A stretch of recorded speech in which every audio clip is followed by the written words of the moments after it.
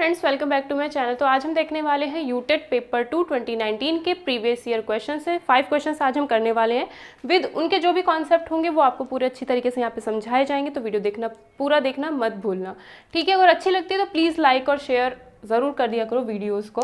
और अगर आप यूटेट का लाइव बैच ज्वाइन करना चाहते हो जिसमें आपको कंप्लीट मैथ्स यूटेट की कराई जाएगी, या फिर किसी भी टेट एग्जाम की अगर आप प्रिपरेशन कर रहे हो तो उस टेट एग्जाम के लिए आपको पूरा मैथ्स उसमें कराया जाएगा विद एनसीईआरटीज़, ठीक है। तो उसकी डिटेल्स आपको स्क्रीन पर मिल जाएंगी।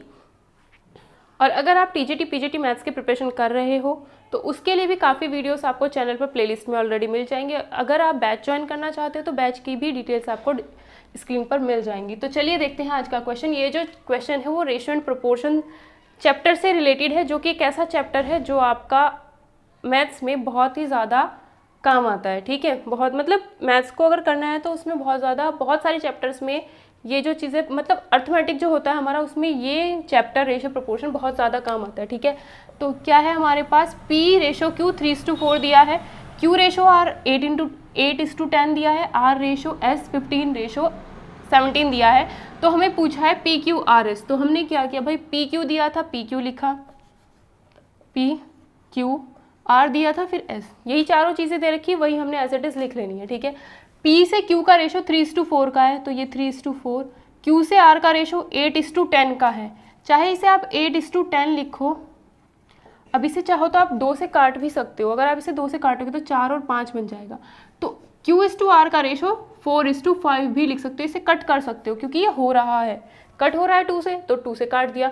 Q जो है यहाँ पर 4 है, Q जो है यहाँ पर भी 4 है, तो Q अगर 4 है तो R हमारा 5 है, Q अगर 4 है तो R हमारा 5 है। इसलिए मैंने क्या किया, यहाँ पर 4 बना लिया क्योंकि यहाँ से 4 इजीली बन रहा था, ठीक है, बन रहा था तो मैंने बना लिया। दोनों जगह पे सेम होना चाहिए था Q की जो वैल्यू है, ठीक है। Q के लिए जो रेशो बता रखा है इसने, R रेशो S। अब R यहाँ पर कितना है 15 और S कितना है 17। अब ये तो कटते नहीं है, तो R तो हमारा कितना है यहाँ पर 5 और यहाँ पर कितना है 15, तो R को हम यहाँ पर 15 लिख लेंगे, यहाँ पर 17 यहाँ पर नहीं लिखेंगे। चाहे तो आप इसको 15 बना लो, अगर आप इसको 15 बनाओगे तो आपको क्या करना पड़ेगा, इसे 3 से मल्टीप्लाई करना पड़ेगा। अगर इसे 3 से मल्टीप्लाई करते हो तो इसको भी 3 से करना पड़ेगा, इसको भी 3 से करना पड़ेगा, ठीक है। तो ये इजीली 15 बन जाएगा। जो यहाँ पर R की वैल्यू है वही, जो यहाँ पर R की वैल्यू है वही यहाँ पर होनी चाहिए, सेम होना चाहिए था। तो R की यहाँ 15 थी तो यहाँ पर आप 5 को 15 आसानी से बना सकते हो, 3 से मल्टीप्लाई कर दो, यहाँ पर भी करो फिर यहाँ पर भी करो, तो ये हो जाएगा 3 3 जा 9, 4 3 जा 12, 5 3 जा 15, ये है 15 ही है तो 15 ही है। मतलब ये सेम बनाने थे, ये नहीं कि दोनों को ऐड कर दिया, ये दोनों सेम बनाने थे तो 15 हो गया। ये है 17, तो हमारा जो PQRS का रेशो हो जाएगा 9 12 15 17, यानी ये वाला ऑप्शन हमारा इसका आंसर हो जाएगा, ठीक है। दूसरा क्वेश्चन है, if this is divided in the ratio, Hindi में मैंने ये नहीं लिखा है, कहने का मतलब ये है इतने रुपए थे हमारे पास, उसको हमने पहले वाले को तो 1/3 दिया, दूसरे वाले को 1/4 पार्ट, तीसरे वाले को 1/6 पार्ट दे दिया। तो उसके बाद जो मिडल वाले का शेयर है, जो बीच वाला है, बीच वाला कौन होगा, ये पहले बंदे को इतने मिले, दूसरे को इतने, तीसरे को इतने मिले, तो जो बीच वाला है उसका शेयर हमें बताना है, उसको कितना पार्ट मिला होगा। तो इसको करने के लिए हम क्या करते हैं, पहले इसको सॉल्व करते हैं, ठीक है। ये जो होना चाहिए 3:, कुछ इस तरीके से, अगर ये हमारे पास ऐसा होता तब तो कोई दिक्कत नहीं थी, लेकिन इसने दी है 1/1/1 करके हमें दे रखा है। तो हम क्या करेंगे, 3 4 6 इसका एलसीएम ले लो, या फिर आपको कोई नंबर ऐसा पता चल जाए जो तीनों के साथ, जिसको आप तीनों से डिवाइड कर सको। तो 12 एक ऐसा नंबर है, पता होना चाहिए भाई 3 4 6 तीनों के टेबल में 12 आता है। तो हम क्या करेंगे, तीनों को 12 से मल्टीप्लाई कर देंगे, किसको, 1/3 को, 1/4 को, 1/6 को, तीनों को हमने 12 से गुणा कर दिया, ठीक है। तो 12 से यहाँ गुणा होगा तो यहाँ आ जाएगा, 12 से यहाँ गुणा होगा तो यहाँ आएगा, 12 से यहाँ मल्टीप्लाई हुआ तो यहाँ आ गया। 3 से 12 गया 4 बार, 4 से 12 जाएगा 3 बार, 6 से 12 जाएगा 2 बार, तो हमारा रेशो ये बन गया। तो अगर उसके पास टोटल 4 3 7 8 9, अगर उसके पास टोटल 9 रुपये थे, फर्स्ट वाले को उसने 4 दिए हैं, दूसरे वाले को उसने 3 दिए हैं और तीसरे वाले को उसने 2 रुपये दिए हैं, अगर उसके पास टोटल 9 रुपये थे, हमारे हिसाब से उसके पास टोटल 9 रुपये थे, क्वेश्चन के हिसाब से उसके पास 2160 इतने रुपए थे। 9 की वैल्यू इतनी है तो 1 की वैल्यू कितनी हो जाएगी, 2160। भाई 9 की वैल्यू इतनी है, 1 की निकालोगे तो 9 से इसको भाग करना पड़ेगा।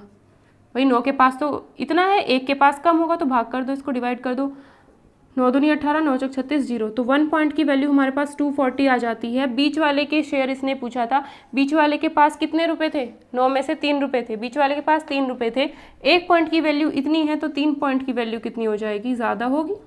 ज़्यादा होगी तो मल्टीप्लाई कर दो, कम होगी तो डिवाइड कर दो। 1 की वैल्यू इतनी है, 3 की वैल्यू और भी ज़्यादा होगी तो 240 से 3 को मल्टीप्लाई कर देंगे। 24 दिया हो जाएगा 72, तो इसका आंसर हमारा ये हो जाएगा।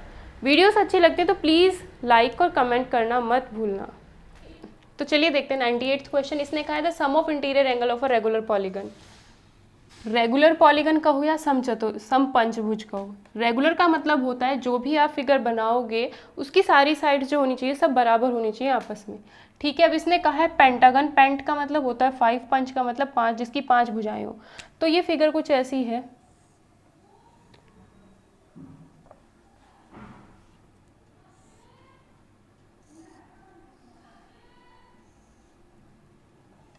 पंचभुज नहीं बन रहा मेरे से, वाह अब बनेगा, तो एक्टिंग कर रहे थे हम। देखो क्या होता है, sum of interior angles of a regular polygon. Regular का मतलब है ये जो साइड से सारी बराबर, जितना ये है उतना ही ये है, उतना ही ये है, उतना ही ये है, उतना ही ये है। रेगुलर का मतलब यही होता है। पेंट का मतलब होता है 5, तो इसमें 5 है साइड्स। गॉन का मतलब होता है साइड्स यानी भुजाएं, तो इसमें 5 भुजाएं हैं। ठीक है, सम ऑफ इंटीरियर एंगल, तो इसके अंदर जो एंगल्स बन रहे होंगे, इसके अंदर जो कोण बन रहे होंगे उनका हमें योग निकालना है या सम निकालना है। तो एक एंगल ये होगा, दूसरा ये होगा, तीसरा ये, चौथा ये, पांचवा ये, 5 एंगल्स बन रहे होंगे। ठीक है, ये ज़रूरी नहीं कि ये 90 हो, ये कुछ भी हो सकता है, हमें इन पांचों का सम बताना है क्या होता है। तो सम ऑफ, फॉर्मूला होता है sum of interior angles of a regular polygon. बहुत इंपॉर्टेंट चीज़ है ये, sum of interior angles of a regular polygon, यानी कोई भी पॉलीगन हो, पॉली मतलब बहुत सारी साइड्स, किसी में भी मतलब कुछ भी आपको दे रखा हो उसका होता है आपका जो n-2 × 180। बस ये फॉर्मूला आपको यूज़ करना है। कोई भी फिगर आपको दी गई हो उसके इंटीरियर एंगल से अगर सम पूछा जाता है और हर एक साइड्स उसकी बराबर हो, सारी साइड्स उसकी आपस में बराबर हो, तो अगर उसके अंदर n जो है नंबर ऑफ साइड्स दे रखी हैं कि उसके अंदर n भुजाएं हैं, इसमें कितनी भुजाएं दी हैं? 5 भुजाएं दी हैं। 5 भुजाएं दी हैं तो n की जगह पे आप 5 रखोगे, 5 - 2 × 180 कर देना। 5 - 2 यानी 3, 3 × 180 कितना होता है? 18 या 54, तो उसका आंसर आ जाता है 540। ठीक है, बस ये फॉर्मूला आपको याद रखना है। और अगर आपसे पूछता सम ऑफ एक्सटीरियर एंगल, अगर ये चीज़ हमेशा याद रखना, अगर आपसे पूछे एक्सटीरियर एंगल्स का सम, एक्सटीरियर एंगल कोई भी रेगुलर पॉलीगन हो उसके बाह्य कोणों का योग पूछा जाए तो वो हमेशा 360 होता है। एक्सटीरियर एंगल का सम कोई भी फिगर हो वो हमेशा 360 होगी। ठीक है, बट इंटीरियर एंगल का सम जो होता है नंबर ऑफ साइड्स पे डिपेंड करता है। अगला क्वेश्चन का है number of lines of symmetry. Symmetry मैंने पूरा कंप्लीट टॉपिक पढ़ा रखा है, प्लेलिस्ट में जाकर के अगर आप देखोगे तो सिमेट्री आपको मिल जाएगा। डिस्क्रिप्शन में भी मैं इसका लिंक डाल दूंगी, 2-3 वीडियो होंगी वो देख लेना, क्लियर हो जाएगा टॉपिक। ठीक है, तो number of lines of symmetry for a regular hexagon. Regular मतलब सारी साइड्स बराबर होंगी, हेक्स का मतलब होता है 6, गॉन मतलब साइड्स। तो ऐसा फिगर है आपके पास जिसमें सारी साइड्स बराबर होंगी और साइड कितनी है? 6। तो इसमें क्या होता है, सिंपल सी बात ये होती है, जितनी आपकी साइड्स होती हैं, कितनी साइड्स हैं इसमें? 6। जितनी भुजाएं होंगी उतनी ही सिमेट्री होती है, उतनी ही उसके अंदर सममिति पाई जाती है। ठीक है, तो डिटेल में पढ़ने के लिए आप वीडियोस देख लेना वो जो ऑलरेडी अपलोडेड है। तो 6 ही इसका आंसर हो जाएगा। ठीक है, अगर आपको ये फिगर दी जाए, सिमेट्री का मतलब बेसिकली ये होता है कि अगर हमने कोई फिगर ये बनाई है तो बीच से हमने एक ऐसी लाइन बना दी है, इसमें इस लाइन के इधर जो चीज़ है जितना है इसके उधर भी बिल्कुल वैसा ही है। अगर ये लाइन बना दी जाए तो इसके नीचे जैसा है वैसा ही इसके ऊपर होना चाहिए, तो वो होती है लाइन ऑफ सिमेट्री। इसने कहा है कि हमारे पास ये है षटभुज कहो या फिर इसे हेक्सागन कहो, ये सारी साइड्स आपस में बराबर हैं, भले यहाँ लग नहीं रही हो। ठीक है, अगर आप ऐसे बनाओ, ब्रेक करोगे इसको तो जैसा इधर है इसके इधर भी वैसा ही है। अगर आप ऐसे ब्रेक ना करके ऐसे ब्रेक करोगे इसको तो इसके जैसा इधर है इसके ऐसा ही इधर होगा। ऐसे ब्रेक करोगे तो भी ऐसे ही होगा, ऐसे ब्रेक करो चाहे ऐसे ब्रेक करो। ठीक है, जितने पॉइंट्स हैं इसमें, जितनी इसकी साइड्स होती है, नंबर ऑफ साइड्स आप जितनी बनाओगे उतने ही क्या आती है?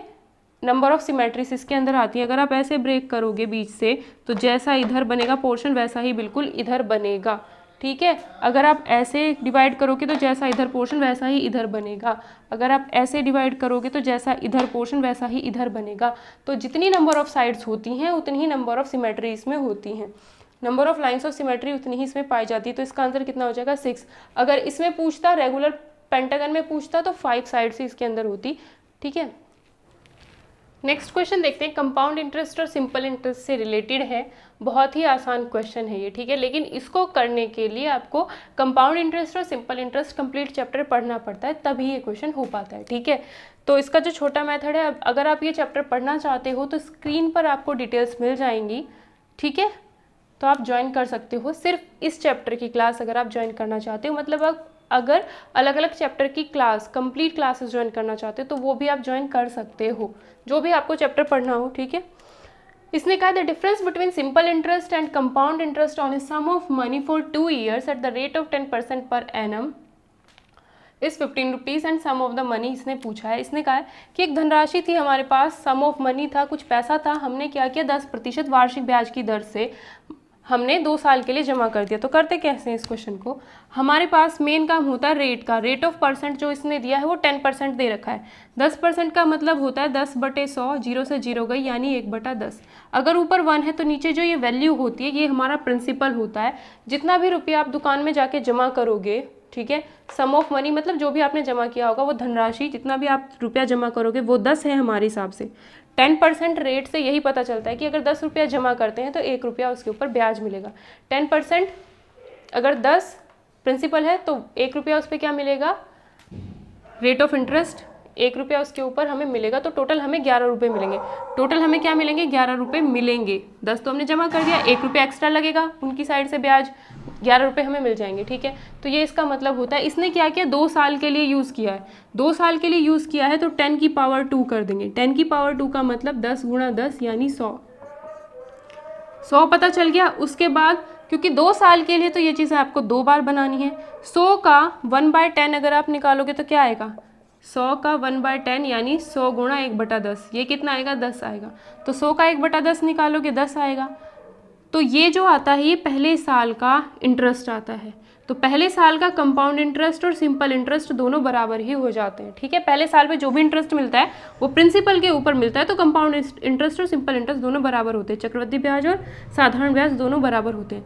दूसरे साल के लिए जब हम कंपाउंड इंटरेस्ट निकालते हैं तो दूसरे साल के लिए यहाँ पर जो इंटरेस्ट आएगा वो पहले तो इस पर लग के आएगा। तो 100 का 1/10 किस रेट से लगता है, 1/10 से, इसका 1/10 निकालेंगे 10 ही आएगा, ठीक है। इस पर तो लग गया, लेकिन जो कंपाउंड इंटरेस्ट जब हम निकालते हैं तो जो पहले साल का ब्याज होता है उसके ऊपर भी निकालना पड़ता है। तो इसके ऊपर निकालो तो ये मिल गया, इसके ऊपर भी आपको लगाना पड़ेगा ब्याज, इसके ऊपर भी आपका ब्याज लगेगा। तो इस 10 का भी हम क्या निकालेंगे, इस 10 का भी हम 1/10 निकालेंगे। 10 से 10 गया, तो इस 10 का अगर 1/10 निकालोगे तो हमें मिलेगा 1, ठीक है। तो अब यहाँ पर चीज़ें पहचान लो कौन सी चीज़ को क्या बोला जाता है। ये तो रुपया था जो हमने जमा किया, जब पहले साल के लिए हमने जमा किया 10% हमारा रेट ऑफ इंटरेस्ट था, तो इसके ऊपर 10% रेट ऑफ इंटरेस्ट लगा, तो ये जो वैल्यू मिली पहले साल का कंपाउंड इंटरेस्ट या फिर सिंपल इंटरेस्ट मिला है ये, ठीक है, पहले साल का।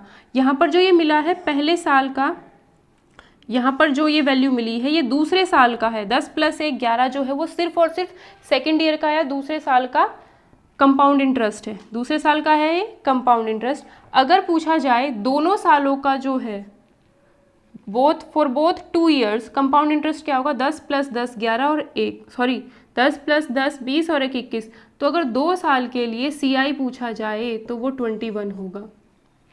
और ये जो सिर्फ 1 है अगर ये पूछा जाए तो ये क्या होता है, डिफरेंस बिटवीन, जो इसमें दे रखा है difference between simple interest and compound interest for 2 years।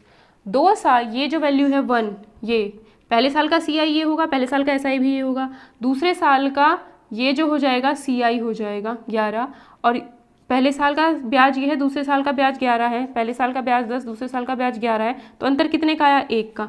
तो ये 1 यहाँ पर जो लिखा होता है ये डिफरेंस होता है पहले साल और दूसरे साल, दोनों सालों में जितना भी, दोनों ईयर्स में जितना भी हमारा कंपाउंड इंटरेस्ट में डिफरेंस आया है वो ये है 1।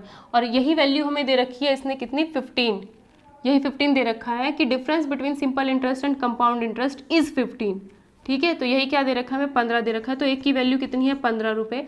उसने पूछा था सम ऑफ मनी या फिर वो धनराशि जो आपने जमा की थी वो हमारी ये थी। 1 पॉइंट की वैल्यू 15 है, तो 100 पॉइंट की वैल्यू कितनी हो जाएगी, और ज़्यादा होगी तो गुणा कर दो, 1500 रुपये होगा। तो आंसर हमारा क्या आ जाएगा इसका, 1500। अगर ये चैप्टर पढ़ना है कम्प्लीटली तो आप ज्वाइन कर सकते हो, कल से इसकी क्लासेस शुरू हुई हैं। ज्वाइन करना चाहते हो तो ज्वाइन कर सकते हो, अच्छा चैप्टर है, बहुत ही अच्छे से क्लियर हो जाएगा उसमें, क्योंकि अर्थमेटिक के जो क्वेश्चंस आएंगे ना एग्जाम में वो आप तभी कर पाओगे जब आपने कम से कम 50 to 100 क्वेश्चंस खुद कर रखे हो और डिटेल में पढ़ रखा हो हर क्वेश्चन का कॉन्सेप्ट। अगर वीडियोस पसंद आती है तो प्लीज़ वीडियोस को लाइक और शेयर ज़रूर कर दिया कीजिए।